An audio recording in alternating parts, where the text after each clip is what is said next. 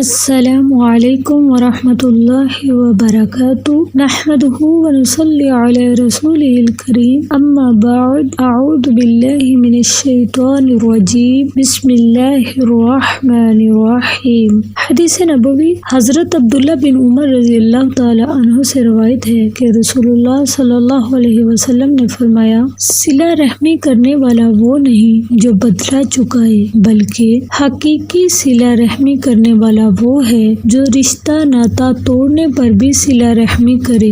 رواہ سنن ترمذی، حدیث نمبر 1909۔ معزز سامعین، اس حدیث سے پتہ چل رہا ہے کہ صلہ رحمی کرنے والا وہ نہیں جو بدلہ چکائے، بدلے میں صلہ رحمی کرے، بلکہ حقیقی صلہ رحمی تو وہ ہے جو رشتہ ناتا توڑنے پر بھی صلہ رحمی کرے۔ ہم کیا کرتے ہیں کہ جب ہمارا کسی کے ساتھ جھگڑا ہو جاتا ہے یا ہمیں کسی سے کوئی ناگوارہ بات ملتی ہے تو ہم اس کے ساتھ صلہ رحمی کرنا چھوڑ دیتے ہیں۔ رشتہ داروں پر غصہ ہوتا ہے اور پھر کہتے ہیں کہ اب ہم اس کے ساتھ صلہ رحمی نہیں کریں گے۔ تو یہ حدیث ہمیں یہی بتا رہی ہے کہ اصل والی صلہ رحمی، جو حقیقی صلہ رحمی ہے، وہ یہ ہے کہ رشتہ ناتا توڑنے پر بھی انسان اس کے ساتھ صلہ رحمی کرے۔ اگر کسی کے ساتھ کوئی جھگڑا ہو بھی جائے تو اس کے باوجود وہ اس کے ساتھ صلہ رحمی کرے۔ یاد رکھیے، حقوق العباد کی بہت اہمیت ہے۔ اللہ تعالیٰ تو اپنی رحمت سے اپنے حقوقوں کو معاف کر سکتے ہیں،